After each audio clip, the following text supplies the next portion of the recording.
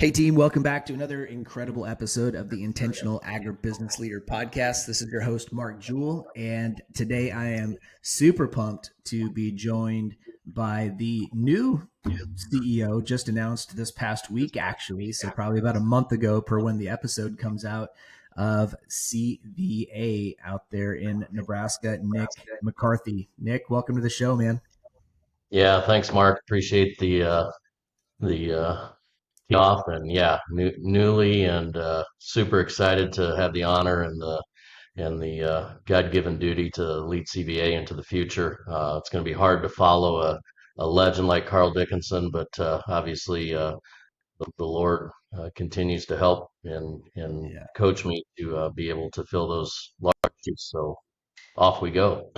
Off we go, man. Well, congratulations on the role. It's exciting, and I guess you sort of knew something, would be coming of, in that just to given where Carl's at, in his career stage at some point. But man, he's been in that role for a long time, and has probably certainly left some big shoes to fill. So I'm sure, I'm not to put more pressure on you, but I'm sure you're feeling Yeah. the weight of that. Oh, absolutely.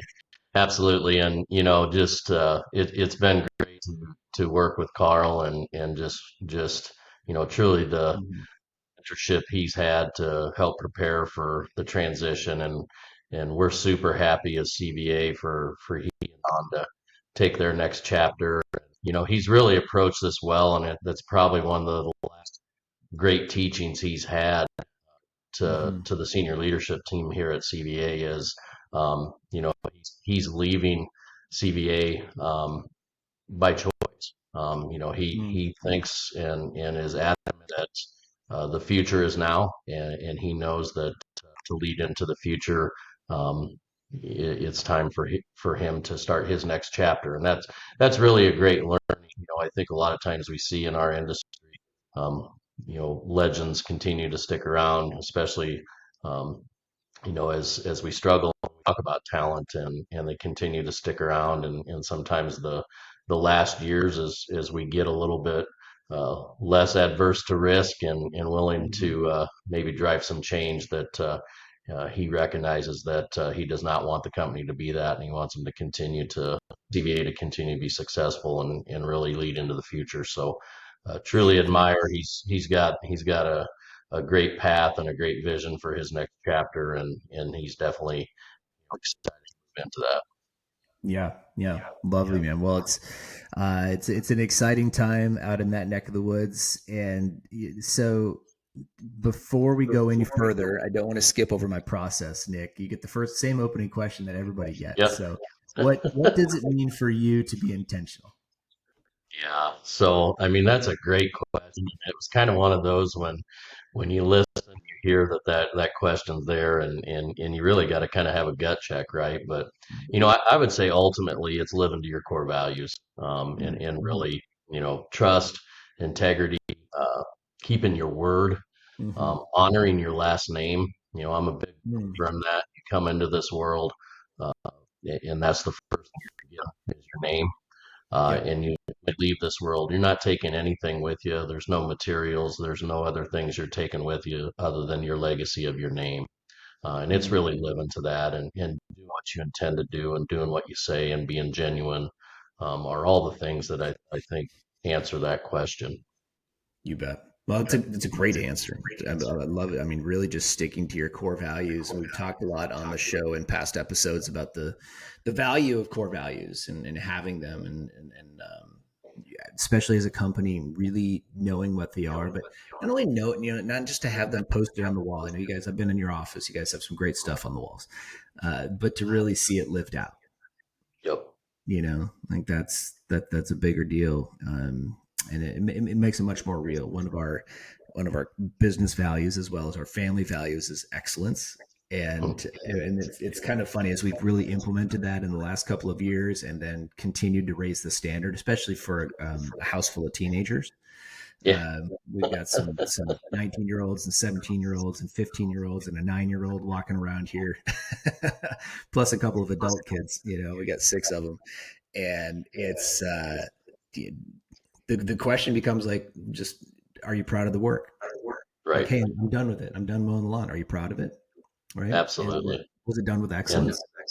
Or in like, and even having them call us out, like, Dad, is that really excellence right there? And I'm right, like, yeah, you know what? You're right. Let's go right. back and do it over. Yeah, So, that's for sure. One of the proudest moments, and it's one of the things that, touching on the name piece, one of the proudest moments when we first moved to York here 7 years ago, 6, 7 years ago. yeah. My son was going to the county fair with Mhm. some friends, and of course, it was demo derby night, so it was packed at the fair, and they're walking up and they hear the national anthem playing, and they weren't inside the fairgrounds or anything yet, but they all stopped and removed their hats, and it's really doing the right thing when Yeah. nobody's looking, right? Yeah. I mean, those are the values that you take, and you can't pick this up, overnight. It's installed, and to your point, yeah, that's a big part of it. Yeah, good things, man. Good stuff. Well, Nick, give us a little bit of background history. How long have you been at CVA? What were you doing Yeah. before? And anything you want to say about the new role too is fine. Yeah, so incredible journey, and thanks again for the opportunity to tell it, Mark. But incredible journey. I mean, I will tell you, I've been with the company for 25 years. I started with the company as an applicator. I really uh, kind of was lost as a young man. Probably got to college and made some pretty bad choices right out of the gate. Had to recalibrate, and kind of take a little time off to go back to college, and really got kind of intrigued and pulled into the cooperative system through an internship. I was going back to college, and come out of there, running an applicator, and have really had the opportunity to do a lot of things in the company here. So truly appreciate it. I've wore the sales hat. I've worn the location manager hat, and the region responsibilities, whether it was on sales and operation things. So had a great journey. Past 6 years, I've been leading the agronomy here at CVA. Real proud of that. We've grown as a team in leadership. As far as I think things will carry out strategy, and I'm proud of that. So, and overall, stepping this new role to see a great company, great employees, great customers, have mature mission vision to move forward and continue to deliver value to our so what we're here for. Just really are here to serve our membership every day. Exciting things happening at CVA all the time. Just can't say enough about the things that we're doing and the opportunities that our growers get to share in, and ideas that they Mm-hmm. cultivate with better understanding their farms. You bet. Well, and you have, I mean, you guys have a big footprint also. So I mean, Yeah, this it's isn't a like, yeah, you're covering. You yeah. guys go all the way at what, from the South Dakota border all the way into North Kansas? Is that right? Yeah, we do, and we've got some locations in Iowa, kind of north of Sioux City, that Hinton, Lamar's area, up into there. So really have a diverse service area. And that's probably one thing I'm proud of that all has led is really the vision to know that we've got to stay local in our structure. So we have regions because things aren't done the same in Iowa as they're done in Beloit, Kansas, right? And there's different Mm-hmm. not only cropping practices, but there's just different cultures Yeah. that we have to be adaptable to, and we have to trust, and that's a big thing about the culture here at TA is we have to trust our people to be able to run businesses locally and make local decisions because uh, we don't know what your or what the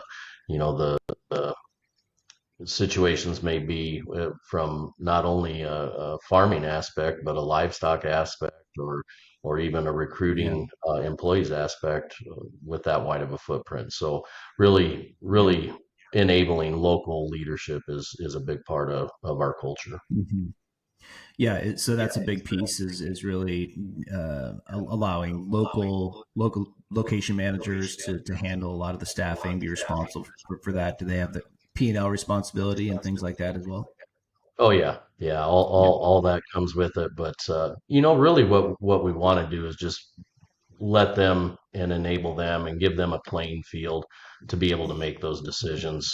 Especially, when it's customer facing, they have to have the Right. empowerment to be able to say, yes, we'll do this, and this is how we're going to fix it, and this is how we handle things, and we try to prep and teach the business acumen to be able to handle those situations at those Yeah. levels. But we Yeah. cannot have, and I think that's the struggle with ag retail today is anytime you take it to a corporate office, you lose that touch, and you continue to kind of get that feel of, well, it's too big, or it's don't understand my needs. And we really strive, and we're not perfect at it, definitely not perfect at it, but we really strive to try to keep that local touch, that local decision making uh, on as much of the day to day as we Yeah. So now, we're sort of in and around this topic of culture. We're talking about the enablement side of it. Let's walk that back a little bit and give it some parameters. So, one of the questions we often talk about on the show is, a lot of people give lip service to culture. It's one thing to talk about it, another thing to actually, make it. And we've all got a culture, like it or not. It's whatever. can.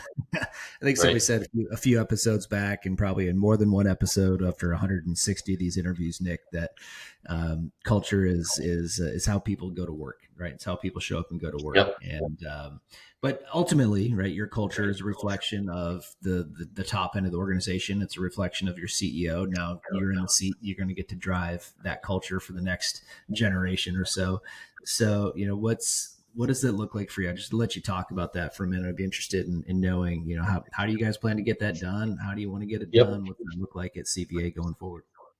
Yeah, so I mean, ultimately, I think our culture today is it's created a work environment of a larger purpose, right? And so we know we're on the ground floor helping feed the world, right?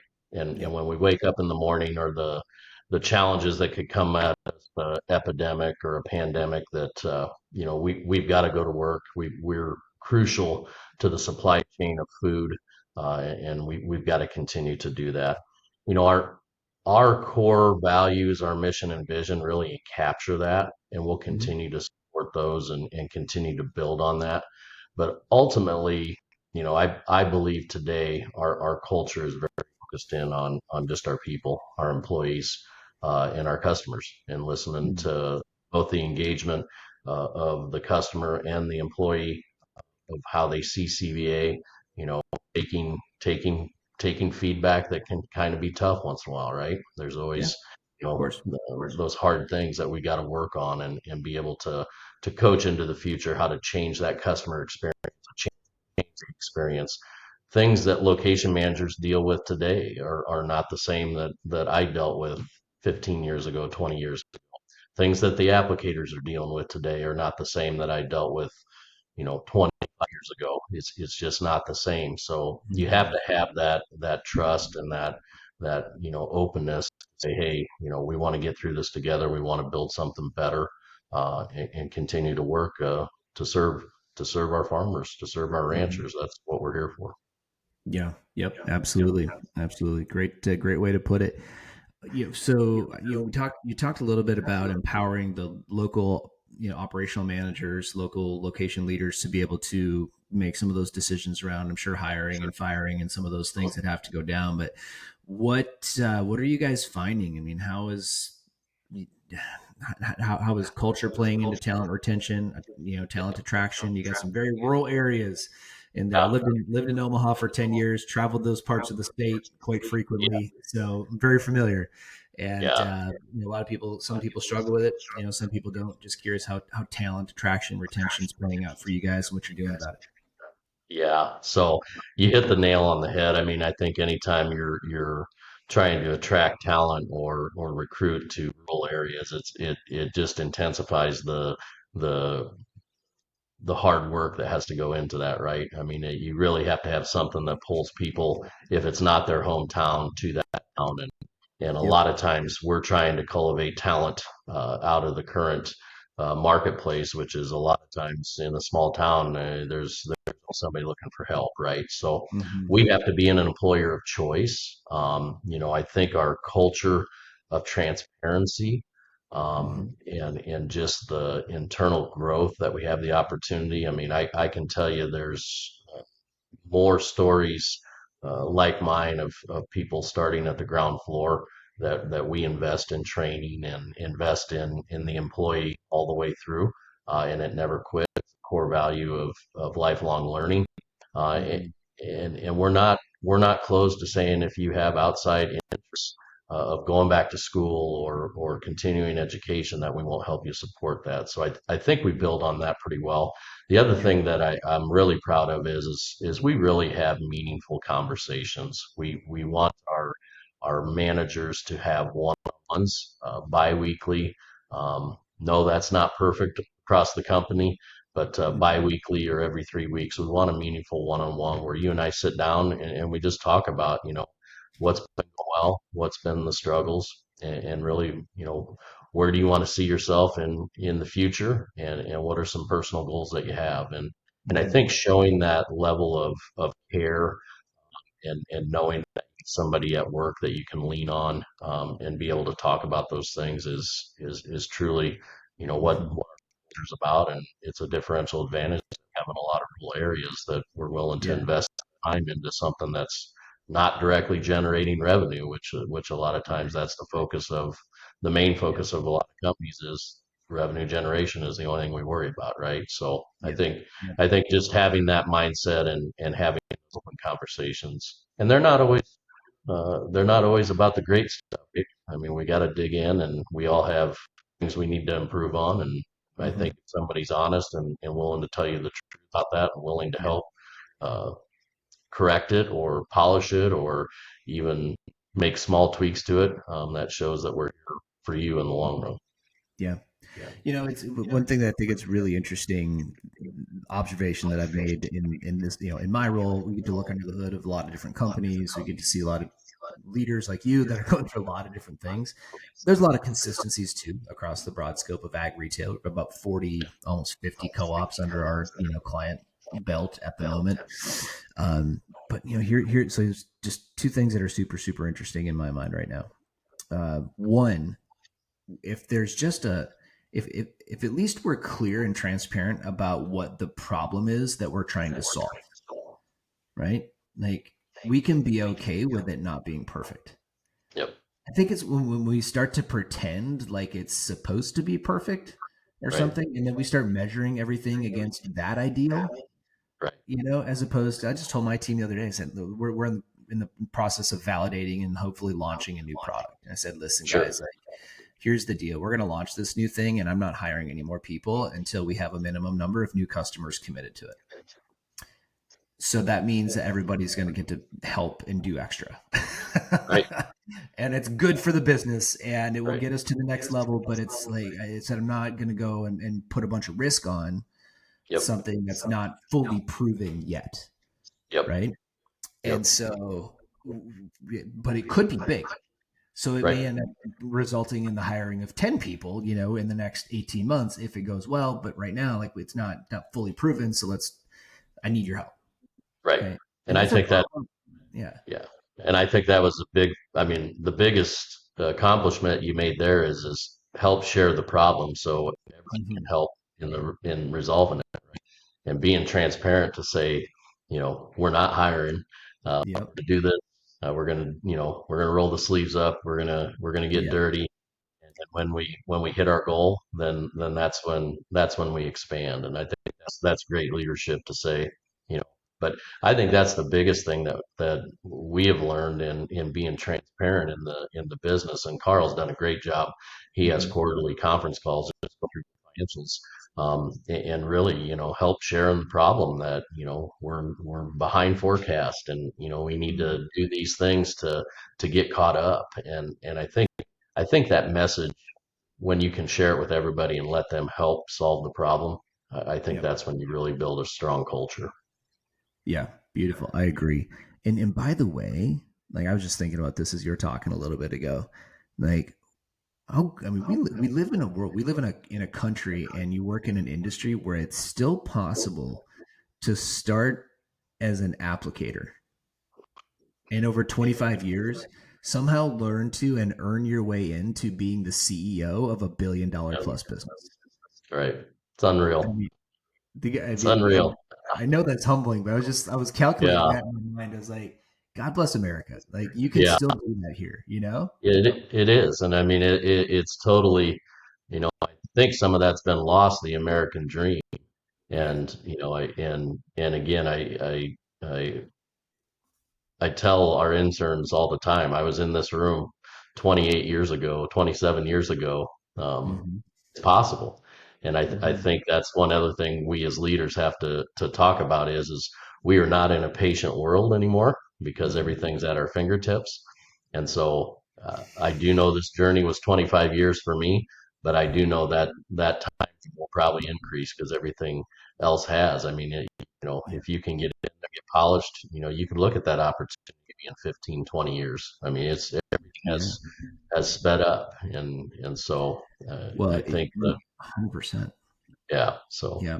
And I think I don't want to get too far off on the rabbit trail here, but there's with the we've done a advent. good job of that.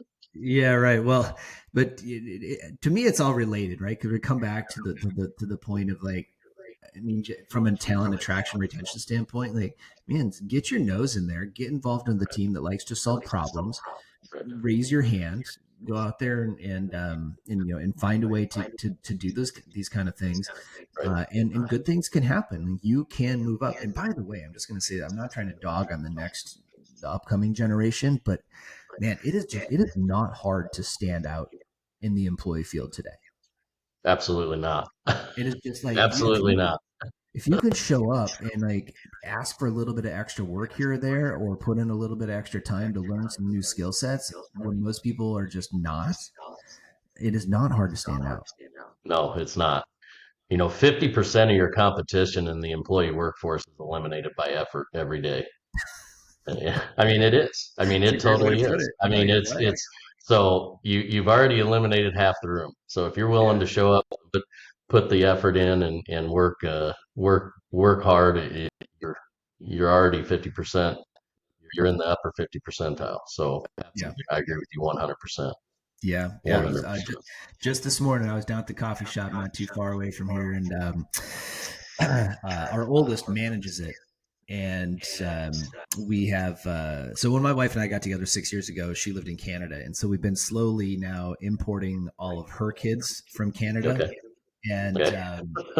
so my wife is American, so the kids by birth are American, but they lived in Canada. They don't have their documentation, don't have social security Sure. card, things like that. So we've been one by one getting that done. Well, our 19-year-old is been living with us, been doing odd jobs around here, cash jobs wherever he can get it because he didn't have the social security card, right? Right. But so finally he got the passport, got like everything's in the process, like he's getting the citizenship squared away, but he can't walk up to CVA and get a job because he can't give you the social security number today, right? Right. It's just, Yeah.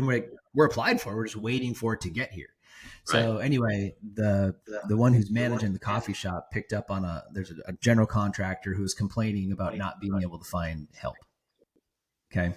And so we said, well, hey, if you're willing to pay cash, we can get you, this 19-year-old strapping young lad to come out there and do it. In the meantime, kind of cross the bridge. And it's just a few odd jobs here or there. Anyway, I ran into the guy this morning. I'd never met him.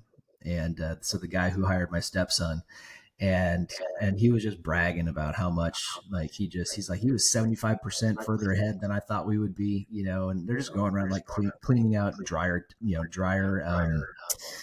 ventilation on people's Yep. houses and stuff like that. Yep. It's 110-degree heat index here in North Carolina every day this last 2 weeks. He's been out there grinding, and this Sure. guy, he's sitting back sipping his coffee while my stepson is out there working. Right. And learning new skills and doing. But it's like he couldn't believe um, how far ahead they were. Yep. And it's like, so now Grayson's got unlimited work, Yeah. right? At $30 an hour at 19 years old. Yeah. Unreal. Unreal. Unreal. So it is not hard to stand out in today's workforce. Anyway, so I want to come back to this. So we were talking a little bit about this the concept that you can go from entry level to working through the ranks and coming up through an organization like CVA. That's possible in a lot of different places, a lot of different parts of the world. Certainly technology, I think, is going to play into the creation, both well, probably the reduction of some types of roles that we'll be able to replace through automation, but also the increase of opportunities if you're willing to get in there and figure that stuff out and how to create those efficiencies. So I think that's a big piece. Curious just how that's playing out or how you see that playing out in the coming years in an organization like CVA. We've got AI, we've got all kinds of ways we can automate, grab more Yep. efficiencies. I don't really see anybody talking about this in ag right now, which is a little scary to me. Yep. So curious what that looks like for you guys. Yeah, I mean, we definitely are a lot of times, and I'm kind of a guy that will chase a shiny star, so I got to keep that in check. That's one of my weaknesses, but Yeah. we're definitely dabbling in a lot of that technology, automation, AI. I caution a little bit. I think there is an overarching worry about, AI replacing jobs. And Yeah. I do think it's going to replace job duties. I Mhm. do not believe it'll replace people. I think we're going to Yeah. continue to elevate people up to different duties Yeah. when there are some of those things that can be automated or augmentated in Yeah. that. So the one thing I'll tell you that I think is going to be kind of cutting edge in agronomy is I think those that are willing to use AI and use the tools behind it, Mhm. whether it is, digital communications, all the things, all the tools at our fingertips are going to be the ones that surpass and really move to that next level. Mhm. The information that we have at our fingertips, if you can find a way to use that and make your job easier, and I think we always talk, you know, how do we get everything done in a day, and how do Yeah. we, what I've heard a question before, where you prioritize for maximum productivity, right? Yeah. Yeah. Yeah. And these are the tools that you have to use to do that. Your Yeah. inbox is never going to be empty. I believe in that. Mhm. But your Mhm. inbox is going to have things that you probably can use an automated process to, or an augmentated data collection Mhm. process to, that's going to cut the steps down that you used to have to use. And I think those that are able and willing to implement those are going to be really successful. Yeah. I agree. I agree wholeheartedly. I mean, I've gained so much efficiencies. I've shared the story on the podcast a lot, but for your reference, we had a great run from the day we launched this company through Mhm. 2020, up until 2020. I mean, it was year over year growth, right? At least 30%, sometimes 100% growth, year over year, from startup to where we had half a dozen people full time plus some contractors going into 2020, and then the training industry did not do well in COVID, Sure. and I got to a point where we had to basically lay everybody off, and that really Right. stunk. So it's been the last 5 years now have been a long, slow climb out of the swamp to rebuild everything. Yep. But we now we've exceeded our top line revenue of the business from 2019 today, and we're doing it with half the people. Great. Right. So I'm not saying that has like it has just made. I mean, a number one, like I probably that's probably a lesson for me. Like we didn't need to have that many full time W Right. twos, but also like I can get more done. Right. Everybody on my team is getting more done. And by the way, and this is the thing that a lot of our people in ag, I hope this is my prayer, Nick, is that we figure this out. Like as you gain efficiencies, and you can get your job done better, more efficiently, and more effectively with technology, don't add more stuff on your plate, Right. right? Actually go fishing or actually Right. take PTO or actually go hang out, take your wife on a date or Right. whatever, right? But go hang out with your kids, like actually Right. use the time. And Right. that's my worry is we get more efficient with all this technology and then you're just going to take on more, Right. right? Yeah. And I think We're that's where if we don't do that, then we still keep the people, right? But we are gonna be living in a world where what used to take one person a lot longer, right, to do a thing. Like we were just talking on our mastermind call yesterday, one person doing a task that used to take 2 weeks, they now do in 5 minutes. Right. You know, a proposal for me used to take 2 hours. I now do it in 2 minutes. Right. So, you know, It's pretty crazy. Yeah, it is pretty wild. So anyway, okay. I want to get to know Nick a little bit more before we bring this in all the way for a landing. Toughest thing you've had to go through in your career and the biggest win you've had. You know, I think toughest thing always is just when strategy fails. You know, when you have to, you know, go back and say, you know, it's hard as a leader to lose. But I think a great leader is humble and will admit the failures and say, here's steps I'm going to take to fix those things. And I think, you know, probably not to circle back on a culture and that. And as I reflect back on my career, the one thing that I had was the trust in CVA's culture was I was willing to take chances on roles and opportunities that I knew if I failed at, CVA would have my back.